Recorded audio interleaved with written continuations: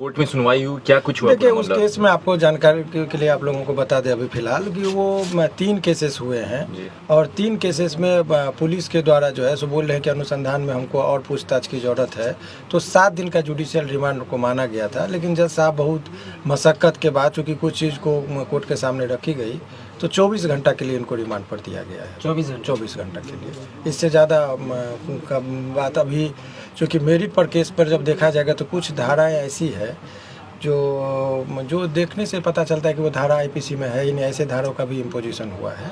तो सब भी न्यायालय के समक्ष संज्ञान में आया, जिस पर न्यायालय ने करीब थोड़ा सा तेवर जो है सो उस पर अपना रखे कि ये कुछ धाराएं ऐसे है। तो यही निर्देश स्पेशली दिया गया कि आप जो भी नियम पालन है, टॉर्चर नहीं करेंगे, मारपीट नहीं करेंगे, ये सब कहते हुए न्यायालय ने उनको। सर, सूचना ऐसी बाहर निकल के आ रही कि जो तमिलनाडु पुलिस है वो ट्रांजिट रिमांड पे ले जाएगी, अगर ले जाएगी। अभी तमिलनाडु पुलिस की जो भी बात है, अभी इस केस में मनीष कश्यप जी के संबंध में सब मनगढ़ंत बात है।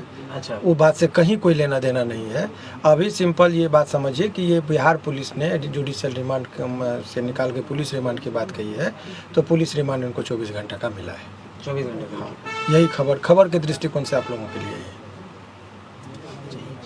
मनीष कश्यप की गलती क्या है सर? अब गलत और सही का निर्णय तो न्यायालय देते हैं, इस पर हम लोग अपराध क्या है सर?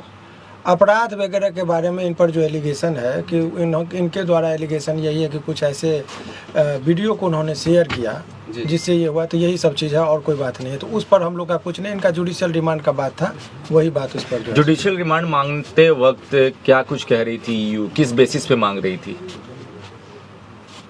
उनका यही कहना है कि अनुसंधान पूरा नहीं हुआ है, इसमें कुछ पूछताछ और फर्दर 24 घंटा में वो नहीं हुआ है, तो 24 घंटा का जो है सो इनको और फर्दर टाइम चाहिए। 167 जो है सीआरपीसी, उस धारा के अंतर्गत इन्होंने कहा है और माननीय न्यायालय ने उनको जो है सो स्वीकार अभी 24 घंटा के लिए किया है। इतना ही चीज़। सर, मनीष कश्यप ने अपना गुनाह कबूल कर लिया?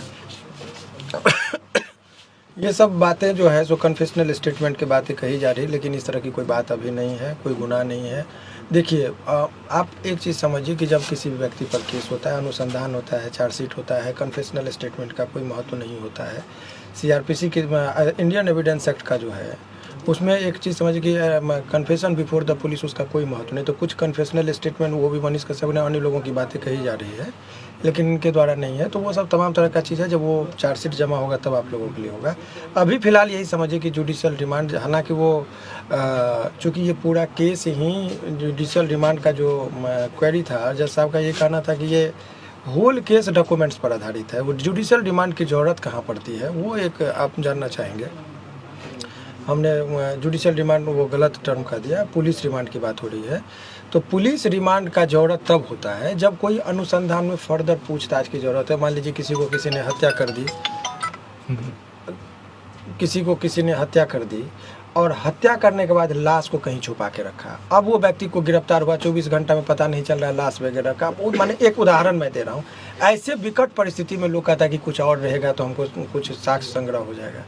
इस केस में डॉक्यूमेंट्स पर आधारित केस है, सारा चीज़ एलिगेशन डॉक्यूमेंट्स पर है। यही है कि इन्होंने कुछ वीडियो वायरल किया जिससे 2 राज्यों के बीच में तनावपूर्ण स्थिति हुई, ये एलिगेशन है।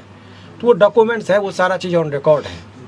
तो वो चीज़ का जो है सो 7 दिन का जुडिशियल रिमांड, इसीलिए जज साहब ने उनके रिमांड का जो था, उनका पुलिस रिमांड की बात जो कही जा रही थी, उनको उन्होंने इनकार करते हुए कहा कि नहीं, तो बहुत ज़्यादा मशक्क़त के बाद 24 घंटे के लिए उनको दिया गया। अगर मनीष कश्यप को सजा होती है तो कितनी उम्र? सजा की बात अभी छोड़िए, वो सब ट्रायल में होगा। अभी आप लोगों के लिए खबर ये है कि पुलिस कस्टडी जो होता है वो थोड़ा लोगों के मन में डर होता है, टॉर्चरिंग का एक डर रहता है।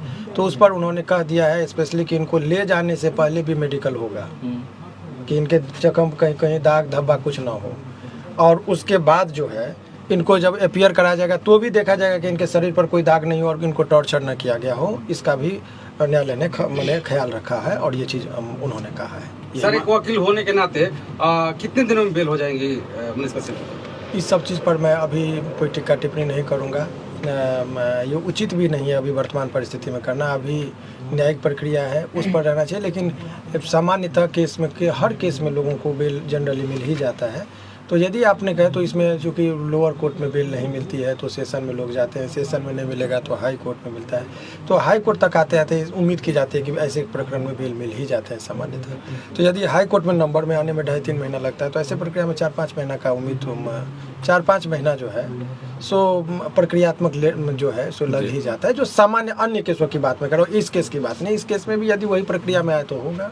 सर दोबारा पुलिस फिर रिमांड पे तो नहीं ले सकती? बार बार रिमांड पर क्यों लिया जा रहा है प्रशासन के द्वारा मनीष कश्यप को? अब उस पर हम जब बयान देंगे तो पॉलिटिकल हो जाएगा, इसीलिए उसके लिए पॉलिटिकल लोग हैं, वो लोग बयान देंगे, बेहतर है। वो जो भी चीज़ है आप समझिए, पुलिस कह रही है कि हमारे पास रिक्वायरमेंट है, कानूनी रूप में यही कह रही है, लेकिन वो राजनीतिक रूप क्या है तो वो तो राजनीतिक पार्टी वाले लोग अपना बयान देंगे, आप उन लोगों से बयान लीजिए। मनीष कश्यप पर कौन कौन सा धारा लगा हुआ है? ये तो कई बार हमने जिक्र किया है, 153 का ए, 153 का बी, 468, 505 का सेक्शन लगा हुआ है। अन्य भी बहुत सारे सेक्शन है, 120 बी है, जिसमें अधिकतम सज़ा का प्रावधान 7 वर्ष का है।